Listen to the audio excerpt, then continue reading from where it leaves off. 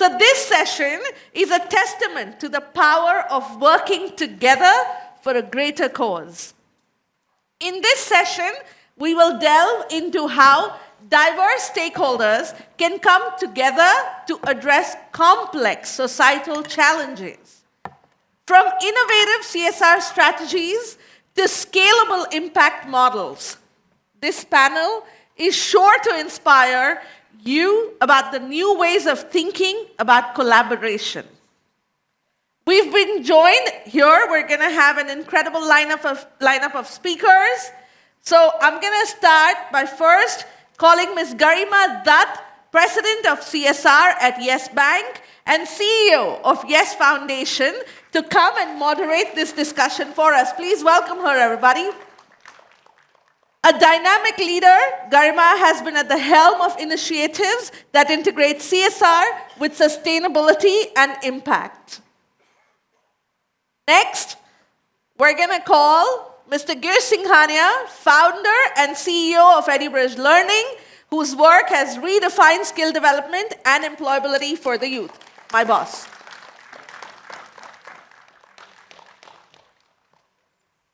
Next, may I please call Ms. Sagarika Bose, CSR head at SAP Labs India, who is a pioneer in designing programs that blend corporate expertise with grassroots development. Welcome, Ms. Bose. Oh, it's only 11 o'clock in the morning. See, we can do better. Next, may I please call Mr. Abhishek Gupta, COO of YuWaah at UNICEF, a visionary leader who is empowering young people to be the change makers of tomorrow.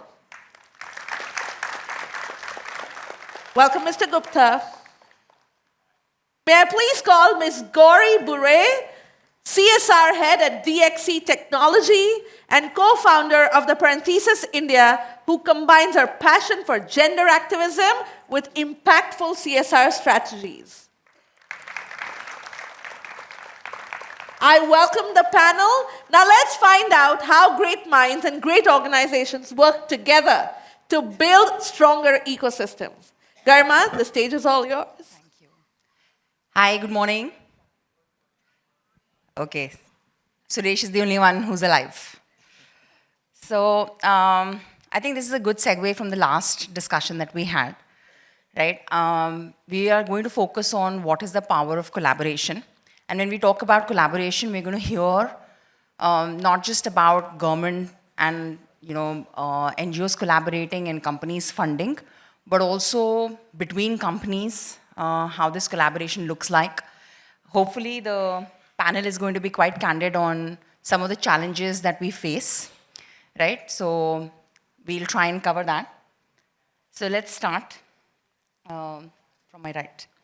Girish, so how does collaboration between business, governments, NGOs, communities, what does it look like? Let's start with the context setting. I think if you look at the entire ecosystem of skilling that we're looking at, I think all of them have a different role to play. Be it the government, where a lot of policy making, a lot of work at a very large volume, at a very large scale can potentially happen. With corporates, a lot of focus around building skills which could be relevant to the line of work that they do, or the visibility that they typically have on the future of jobs, which would probably be there. Then in terms of organizations who are actually providing the skilling, it's important for them to be ahead of the curve, be ready with whatever the requirements of the employers would be, the understanding the ecosystem which the government has created, if possible, to work alongside it, to be able to do impact and to create that impact at scale.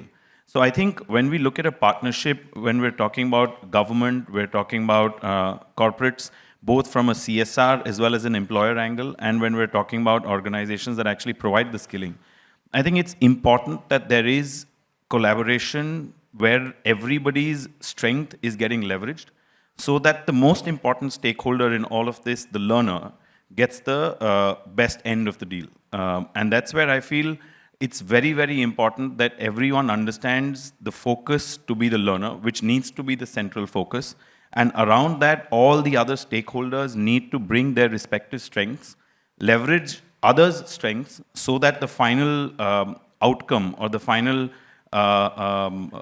journey for the learner is what we're all in it for. So I think it's important to leverage each other's strengths.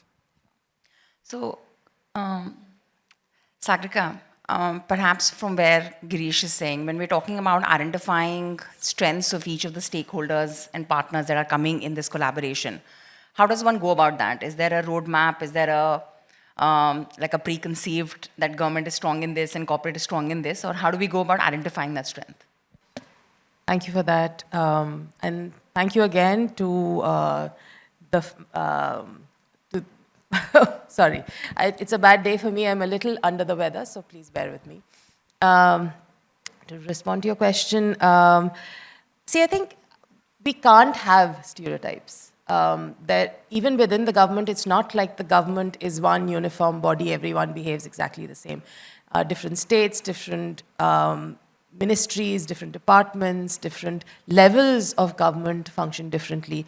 I think a lot of solid collaborations have happened between corporates and governments, corporates, non-profits and government across the country. So we can't see it as one uniform body. I think there's a lot to do with the people behind it.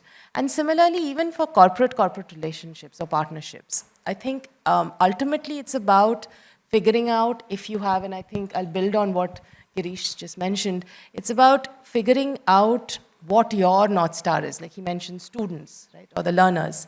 What is your joint vision for that? What is your approach to that? What is the values that you are building this partnership around?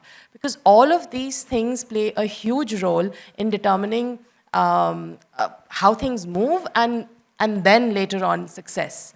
So yeah, that would be my... Gauri, would you like to add?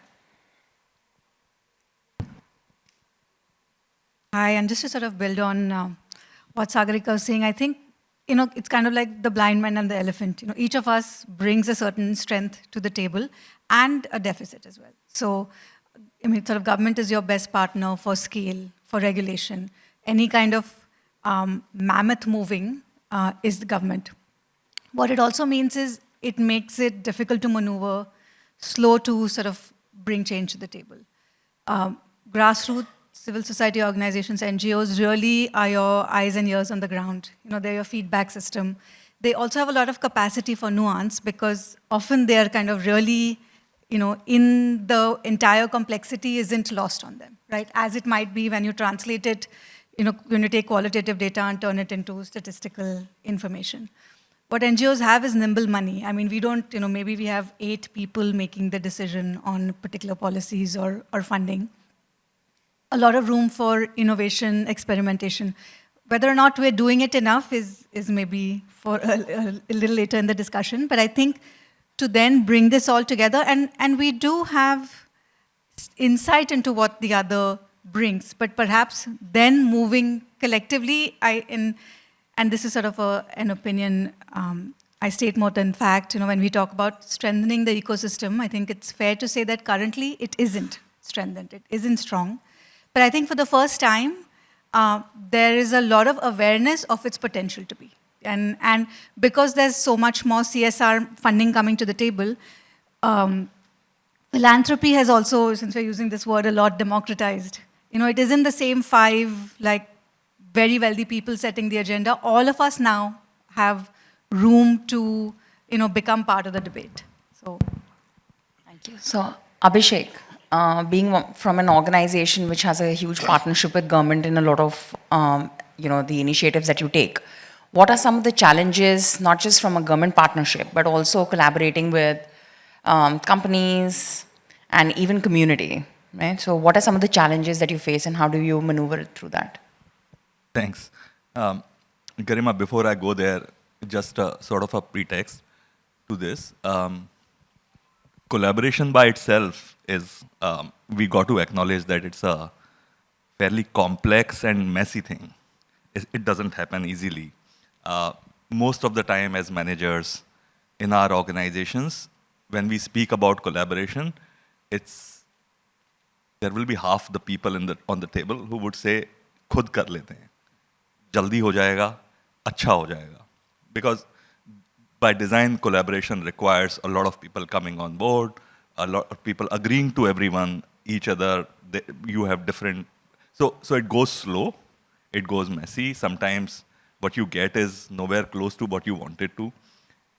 And at that point in time, you got to keep in mind that, but as the MC was saying, there is no other way apart from collaboration to go far. You can go quick, but if you want to go far, you got to be collaborating, which would mean that it would be slow to begin with. And that's where my one request from funders always is that acknowledge that collaboration always requires a lot longer. So have that little bit of a span of time in front of you so that we can figure these things out. If you are looking for quarter-on-quarter results, initially it's going to be difficult. As Gauri was saying, largely it is the government that moves the mandates at a scale. So I think it's important that as CSR organizations, as non-profits, as private sectors, social enterprises, we figure out way to work and strengthen the government's work and then see what is it that's missing from government's work to support it. Now, for 5 years here in UNICEF and before that with government, at least I've been trying to figure out what are those specifics, or how does collaboration work really. So theoretically, first thing that you need is a shared theory of change. And bringing everyone together to say, what is it that we really want to do? And do we all agree that this is the fastest path to getting there? Now, that might be that we want to do advocacy, we want to do some pilots, we want to figure out solutions, we want to raise funds, whatever it is, and then figure out roles for everyone else. Once you have a sort of a commitment from the people on the table coming from various places to say that this is the best path, a lot gets easier. And by the way, this is the most difficult thing as well, but it takes time, but it is possible because pretty much everyone really wants to get to impact and at scale. So there is no real disconnect between people. It's just that people have to come together. And then I think the biggest role that corporate sector, CSRs, nonprofits play is that of creating solutions that can then be scaled by the government. Trying to scale solutions ourselves without having government sometimes seems to me short-sighted. Because you would reach a few 100,000 at best, but when you are looking at few 100 million, that you are never going to get there. So the best, your energies are best spent on creating solutions that work for government. By the way, not the solutions that work the best, but the solutions that work for the government. The government it's easy for government to adopt. Raj had once shared with me this template from ex-education secretary, Anil Swaroopji, who had said that for a solution to work with the government, it has to be 6 parts to it: legally tenable, operationally viable, financially feasible, and easy to implement, so on and so forth, politically acceptable, so on and so forth. And I think that's a great filter for me to see if you eventually wanted to scale to few 100 million, then start building your solution from day one to that. Find a solution by experimenting, spending your time in bringing that risk money that is required to find that solution, and then spend the rest of the time advocating with the government to adopt that solution.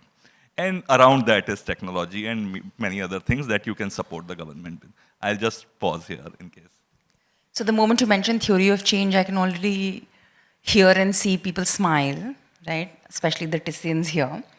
I also think that trust is an important part, right?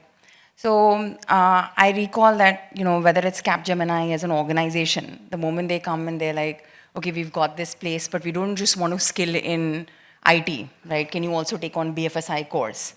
There is so much trust in the organization and the way there is that collaboration and partnership is easier.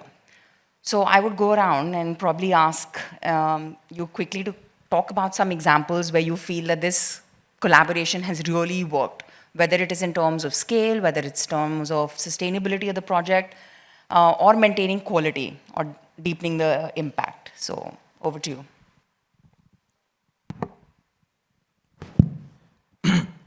So we've actually been we've been fortunate enough to be part of several projects where we've collaborated with corporate and government, with different parts of the government as well, with employer and corporate. So we've, CSR donor.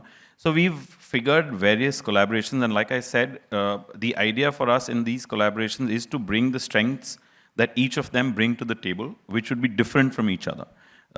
So for example, we did a project wherein we had Capgemini along with the government of Telangana and us. This is back in 2017, 2018, just prior to COVID, a couple of years prior to COVID, wherein we, like Abhishek mentioned, we had created a center in Hyderabad, a digital academy, where we were training youth. And we had been doing that for a year or so. And then we took that to the Telangana government. And the respective department and the IS officer at that time took a liking to that. And we devised a program where over 3 years we trained close to 1,500 to 2,000 youth, which was partially funded by Capgemini and partially funded by the Telangana government. The good part about this was because there was a corporate as well as a government, there was immediate traction amongst learners, immediate traction even amongst employers locally in Hyderabad. But it also came with its own set of challenges with respect to processes which sort of had to be followed with the government. And it could not be something which over a discussion could be course corrected. It is something which took a long time to sort of course correct. So though those challenges which were more process related had to be sort of overcome over a period of time, and that probably took us a year and a half to overcome that. But once that happened, we were able to then deliver what the project objectives were set out and be able to actually skill the youth in the model, which would work both for the government as well as for a corporate like a Capgemini. So that's one example which comes to mind where a corporate and a government and a skilling organization had sort of worked together to deliver those objectives. Sagarika? So I have two thoughts to that. I think one, I'll sort of just build on and dwell on what Abhishek just talked about, that collaboration is a long-term game. To me, I mean, and I heard this somewhere, so it's not my own sort of phrase, but collaboration is like a muscle, right? So the more you use it, the more you work on it, the better it'll get. And it tied to that, the second thought, that it also doesn't stay the same, right? So you might start at the beginning of a, say, 3 to 4 year project or a longer term program, partnership, where you have similar ideas of what you want to do. But then we also know that a lot of things change, technology changes, corporates change, leadership changes. How do you still continue to partner despite some of the, maybe your core objectives have changed? And I know this is something that's ongoing in one of our projects, where we are discussing very openly with the other corporate partner that what they're looking for and what we're looking for is different. In some ways, even fundamentally different. But that's where the values bit comes in. And you say, yes, what you're looking for, your core output or outcome and how you're measuring success may be slightly different, but at the heart of it, we are still focusing on the learner. So as long as we've got that bit focused, you can focus on scale, we can focus on impact, no problem. But have something which is that fundamental piece that can't be different. Abhishek, any examples of successful collaboration, if you could? Yeah, yet to be there. It's only been 5 years trying to do that. No, just joking. A bunch of them, actually. You've seen lately in last few years that collaboratives have been coming up, right? You had a life skills collaborative that was sort of creating a shared theory of change for life skills. Um, uh, I know that Satwa has been anchoring Santosh is here somewhere, uh, has been anchoring a few collaboratives. Some of the big funders have been supporting the collaborative piece, which is largely in the same space. But to give you an example of the path that I was talking about on the collaborative side, one is around career guidance, for example. Couple of years back, we were looking at career guidance being one of the key things for grade 9 to 12 students who were saying that the biggest challenge that we face is हमें पता नहीं है कि आगे क्या करना है. So we started looking at that, and the process. So I'll cut it short to just say that this is how the collaborative piece went. You figure out a solution that something needs to be done at scale. Career guidance. So this was career guidance. Quality career guidance needs to be provided to a large number, which is 20 crore students in the government schools, probably a fraction of that in grade 9 to 12, which probably is around 3 crore. And we need government excited to be able to provide career guidance services in the schools, which might not be the first few priorities. So first start a consultation, get the government on board, do some consultation around what can be done, work with the government then to try and see what will it take, build a sort of a scheme or a policy paper for them. And eventually, this one-year process led to Government of India coming up with the career guidance scheme for across the country for, to begin with 10,000 schools with a outlay of around 250 crores. And while this is around the advocacy, but what really worked was that everyone coming together to pitch in how this can be done well by the government. One agency, one organization wouldn't have helped here. So, yeah. Sure. So Gauri, specifically asking you, you will bring a corporate lens and a CSR lens to this. How do you think NGOs and community-based organizations are bringing value to a project? And if you could give an example of, something that a corporation may miss, but that lens is brought in by the community-based organizations. Thank you, Garima. And actually at DXC, we try and have as much convergence in our projects because honestly, that's the exit plan. And I think it's really important for us to go in with some sense of what it'll look like long term to become sustainable.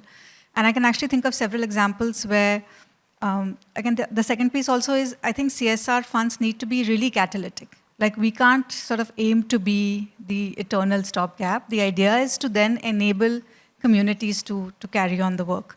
So I think of an example of, and I'll specifically use this one because it's a very small organization that works in a very small part of Karnataka that works with career counseling of students from the 8th to 12th standard government schools. Worked consistently with the government, worked consistently with the teachers, was fairly slow moving, but the one thing they kept lobbying for was integration of the work they had done into curriculum. And now Karnataka government, municipal schools, the residential ones, all have guidance counseling as part of the 8th to 10th curriculum for all. And what it means is within sort of 3 years, with not a lot of funding from our side, but with a lot of effort on what isn't working, or the teachers are feeling overwhelmed at having to input this data on the system, for example. Not something I would have thought of immediately, maybe not even the government. So they were able to bring a lot of information that was, able to be, yeah. I also think of our women's entrepreneurship program, for example, where we're working with existing government schemes, which means you're really kind of just pushing them and helping people access it. But things that we hadn't thought of going in, training ho gaya hai now, and these women are quote unquote skilled and ready to start, but who's going to then find the 30,000 rupees they need to open the shop?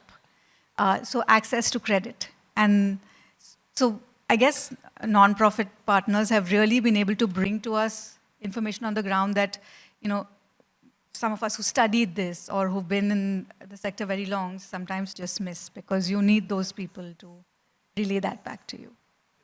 Yes, please. One thing that I sort of missed out talking about when I was talking about collaboration was that in more and more, we also realize that just asking the ecosystem partners to spend a lot of time doing the collaboration work is also asking too much from them. So there, at least it feels like that there is a need for an intermediary as well. Someone who can be almost like a secretariat for the ecosystem and hold this together as one focus area, that let's bring people together, let's create those opportunities to meet, to create that shared theory of change on a sustainable basis without losing, because there are going to be always here and now crisis issues that organizations will have, and collaboration sometimes takes a back seat when you are facing those crises. So having that intermediary trying to sort of continue to bring people together, snatch a little bit of time from everyone is critical to get this going. So that's a good segue. Abhishek, let me ask. You were saying that in some cases, there is an intermediary that is required to bring the players together, right? Sagarika, I heard from you, investment in a long-term partnership is important, right? So perhaps in one word or maybe a sentence, you could talk about what really clicks collaboration in your experience. And I know a lot of us have been struggling with, at least some collaborations, and sometimes it's forced because you want to scale, but sometimes it comes naturally. So what is it that clicks? Girish. I think it's trust. I think the first thing in collaboration, because these are two different or three different organizations coming together, aligning different processes, possibly different cultures, but with a similar outcome or a similar goal in mind. And I think in line with what Sagarika mentioned, I think the one word which really sort of ensures that the collaboration goes long is that trust. And I think if that trust is in place, a lot of those other things sort of get ironed out over a period of time. And so, and like the example I gave on the Telangana government one as well, and that's exactly how it sort of played out. And even in some other work that we've done along with corporate and corporate sort of collaboration also, because every corporate has their own backgrounds and different sort of processes to be followed. But given time, I think those things tend to fall in place as long as trust is in place. I think I'll just add definitely trust to, both of you have mentioned that, but also communication, right? And I think because Surbhi is here, and by the way, really missing Anurag, I'll cite an instance from the partnership that we have with Capgemini, that there was a small gap in understanding, which happened a few months ago. And we discovered it. It was not intentional, clearly, but because we discussed it openly, quickly, we were able to sort it out and find a solution which worked for everyone, including EduBridge, who's also the partner. So if we didn't have that open communication, that may not have happened. If you will allow me, I'll pick up an issue with the trust point. See, of course, trust is a gold standard. If you had it, you would have collaboration. But it's not easy to have that. You are in a real world where there are competitions among organizations for that limited set of funding, for recognition, so on and so forth. Like there are a bunch of things. But what I really believe in is that everyone is here also for the larger cause, pretty much. Everyone sacrifices a lot to be doing what they are doing at the leadership level.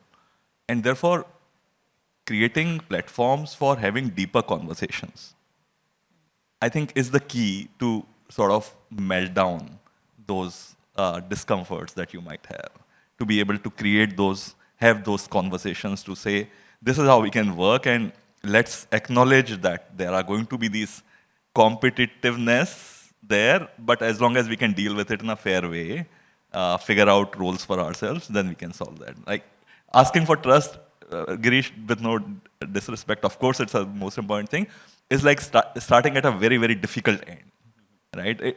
When it happens, it's magic. But largely it wouldn't happen to begin with. That's the point that I want to make. And I don't know if I'm just making your point in different words, but I think people, will Yes Bank partner effectively with DXC? I don't know, but I know Gauri and Garima can. And I think sort of goes back again to the skilling at this level too, that people really matter and move these relationships forward. And I think of collaboration as sort of, being in a relationship or, being in a marriage, it's so much easier to do it on your own, but to be with another person or be in a partnership brings an inbuilt check and balance to your own behavior and your own agendas and your own sort of the standards you're setting for yourself. And I think that, again, I actually think of collaboration as a deeply personal thing. I think organizationally, perhaps there isn't as much to offer rather than, outside of a theoretical perspective. But individually, I think we feel very rewarded to work with people. And sometimes, CSR can be a lonely job. So it's nice to have people who, sort of fit between silos like we do. Super. So I hear a lot of, words on trust and communication, people, right? Perhaps if you could reflect on what is the role that transparency also plays, right? And I mean transparency not just in terms of reporting and numbers, but also in acknowledging where there may be a little bit of failure or underachievement, right? With the 31st March sword always hanging around our head, how does this really play, right? I think that's a non-negotiable, I feel. I think there needs to be complete transparency, and I think the way to solve for that, like Sagarika mentioned, is communication. And I think in such cases, it's better to over-communicate than to have less communication. Be it through regular check-ins, be it through collaborative course corrections, be it through doing site visits together. It could be anything, but the idea is communication between the collaborating organizations on challenges, on things that are working, not working, and doing course correction is most critical, and that is what I think will lead to that transparency, which I feel has to be a non-negotiable if two organizations have to collaborate in the longer run. I think I should call out that this conference is a great collaboration, right? And maybe you guys should do a masterclass on how you brought it together. But having said that, I think what Gauri said, people, because let's face it, not everyone is transparent.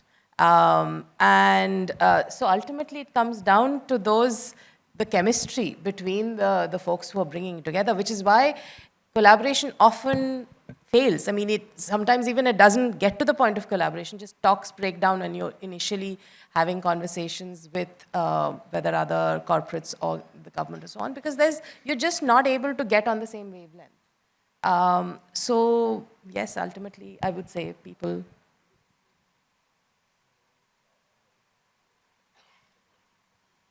I think self-reflection, because I think not all lack of transparency is intentional. Some of it just is, what are the demands placed on me within my particular orbit? So I may miss things that are relevant. So, and not to say sort of, so I'm just building on that. I think the first two are critical, but somewhere there is, like when I think of NGOs, I think it's really vital and important for them to speak truth to power, because that's a key role they play. I think for CSR, it's really important for us to really build patience and trust, because often we're sort of, run by sales-ruled environments, which think in scale and numbers. But people are happy to set up a plant and give it 3 years to make profit. We don't have the same kind of patience with our NGO partners. So in a lot of ways, we're demanding the lack of transparency. If I'm only going to ask you what you succeeded in, or tell me the number of beneficiaries, or tell us what worked, that is creating for them an environment where they feel compelled to do that. So I do think lack of transparency most often is not intentional. It is that we need to relook at the frameworks we are setting for success, and to allow more fluidity to, and this is personal, but I think numericizing sort of human experience is is so reductive. And I think sometimes the lack of transparency also comes as a result of that.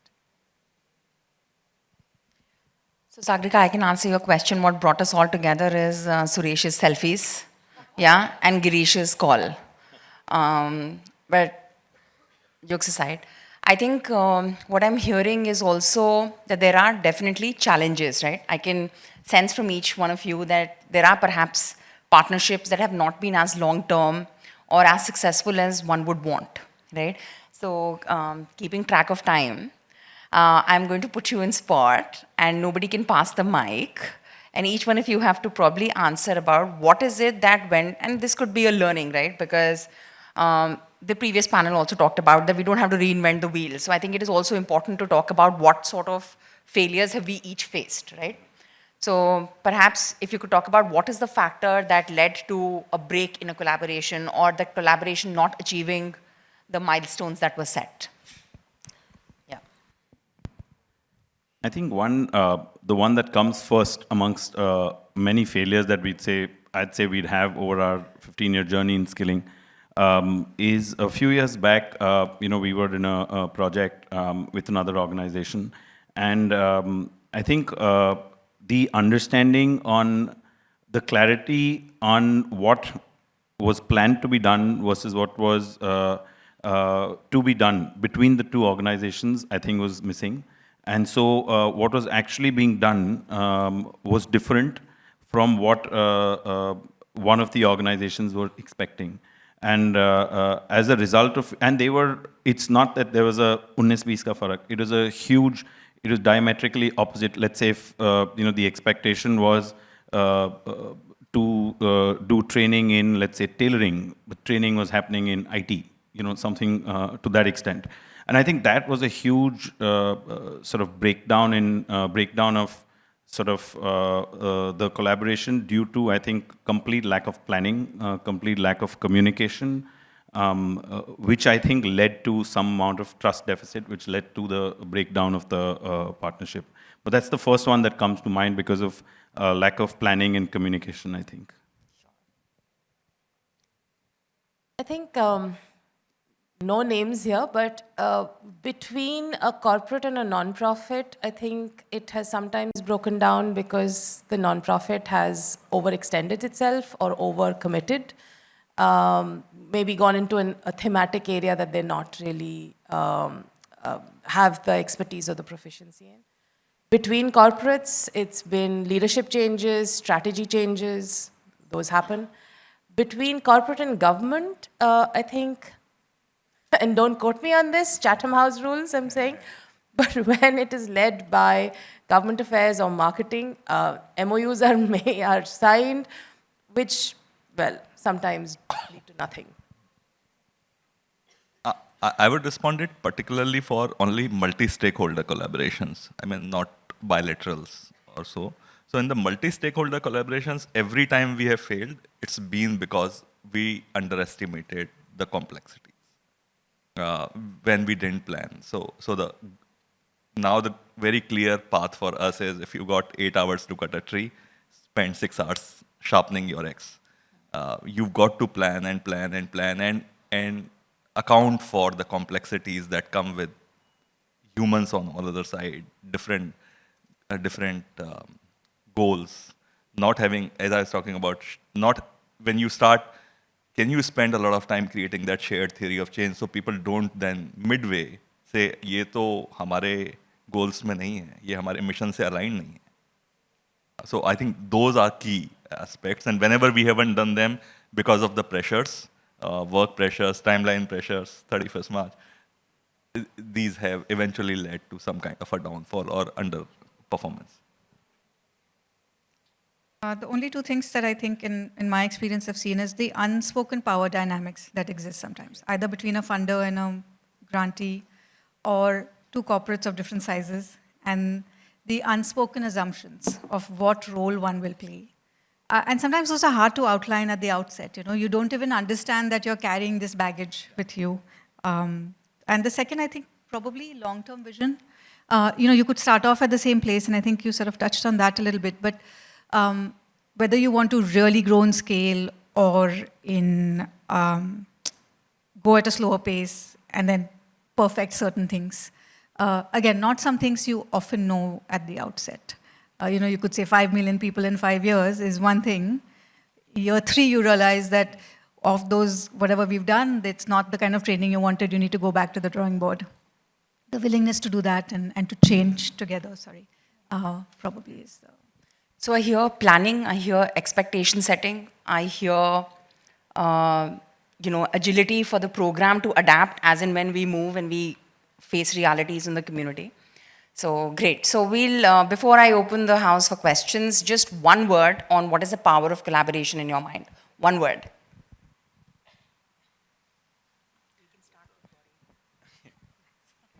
Thank you. I think humility. I think it keeps you humble. It keeps you honest. And we need those mirrors. I think it's a magic for me. Yeah. I'm totally blank, but I agree with both of you said.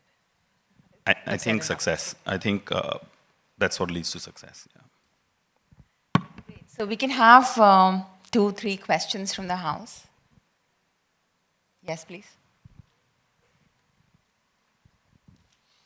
Can I? The lady in red. Okay, so let me just go. Sorry. So I wrote the question little before. So I think I heard the discussion quite very much in an attentive mood, and so what I wanted to understand, what do you, because there was a lot of discussion, and in a nutshell, if we have to understand, then what are the major factors for a long-term collaboration? Because majorly we heard the discussions around that, but in a nutshell, if we have to say that what are the major factors that actually leads to for long-term collaboration? And also, do you think collaboration every time should be symbiotic in nature, so that both or 3 or 4 parties, all of them are mutually benefited?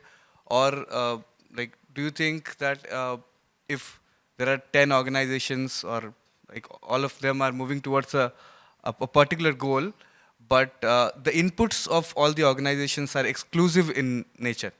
So I think there are 2-3 questions in this. I'm sorry for that.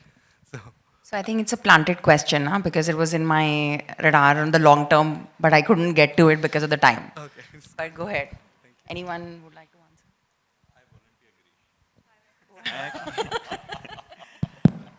I actually didn't follow the question completely, to be honest. Long term. I think that's some of the points that we covered, right? What it takes to sustain is the transparency, is the communication, which will help us to understand the challenges more freely, which will help us to really sort of see what is working, what is not working, take course correction, but at the same time ensure that the collaborating organizations are all working towards that one common goal. As long as that common goal and understanding of that goal is aligned, I think all of the things that we spoke about will work as inputs towards achieving that output. And on your point on symbiotic, I think that's the dream. If you ask me whether it's the CSR law encouraging corporates to come together, and corporates who are working in skilling, are they all working together? Organizations that are working in skilling, are they all working together? Answer as of now is no, and that's the dream. Yeah, we're getting there, small steps. Now, lady in red.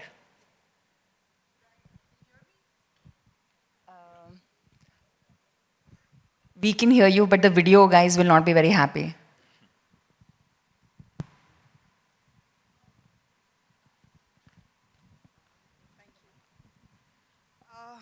Well, thank you for this. I just wanted to understand. So we agree that the collaboration, is a very good effort. But we do face challenge. There are several organizations who keep telling us that we cannot work with this particular organization due to some, it could be, he could be a competitor, it could be an ego issue, or, some other issue that we come up with. How do we solve this particular challenge? I can take the CSR. Sagarika, you want to go first? Okay. You're right. And I do think CSR in its sort of conception is inherently vexed. Because one might say you're trying to solve the issues capitalism has created or at least exacerbated, if nothing else. And so it isn't enough to necessarily go and do something. I don't know, work in the environment if your company is producing large-scale plastic, for example. So, and I think at least for CSR, there needs to be a lot more autonomy given to CSR bodies to function as, if not independent entities, to really sort of be true to cause. And I think maybe something for us to reckon with is that sometimes CSR ends up being a soft PR machine for the company. And I think to move away from that. So I think all of this will come with the values-led lobbying conversations and people who are trying to drive the change. CSR is in its adolescence. It's not been around very long. It's now sort of, we're figuring out a lot of these things. And I do hope in the next 10 years that we will get there, where the why of coming together is more about the issue and the cause rather than can you work with this brand or can you be seen on stage together with this competitor. I also just want to make a small comment. See, earlier, before the CSR law came in, CSR was quite a differentiator, right? And there I would say that there was definitely competition amongst corporates to sort of grab that visibility in the eyeballs. But once the CSR law has come, a lot of mindset has changed, ki ye to karna hi hai, what's the big deal, right? So in that sense, as a person who's grown in this field, I'm telling you that there is a lot more collaboration happening, right? So, but a lot of times, it is organization, it's the NGO or the community-based organization led, where they come and say that, why don't you take this part of the project and, another corporate is looking at the other part, right? And that's how sometimes collaborations start rather than the other way around. But it's not ideal, it's not completely symbiotic, but it's getting there. So thank you. And Lavina, I hand it back to you. Thank you. Thank you so much, Garima. Thank you, panelists. Incredible. That was incredible. Thank you for showing us the magic that happens when brilliant minds and diverse organizations come together to create an impact. Thank you so much. To felicitate our panelists, may I please call Ms. Rani Birchmore to come on the stage.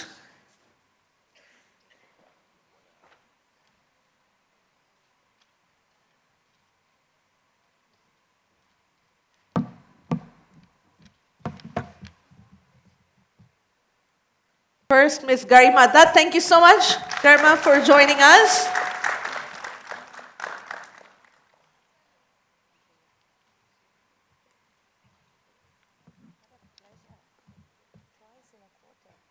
Thank you, Girish, for joining the panel.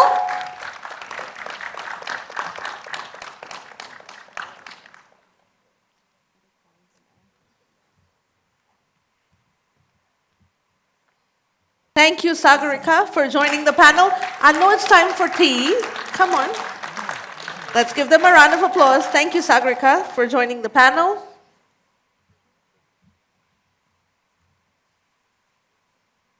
Thank you, Abhishek, for joining the panel.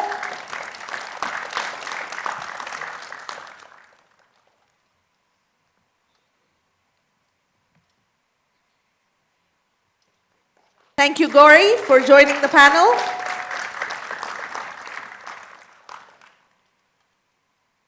Fantastic. Could we please have a group picture with everybody in the front?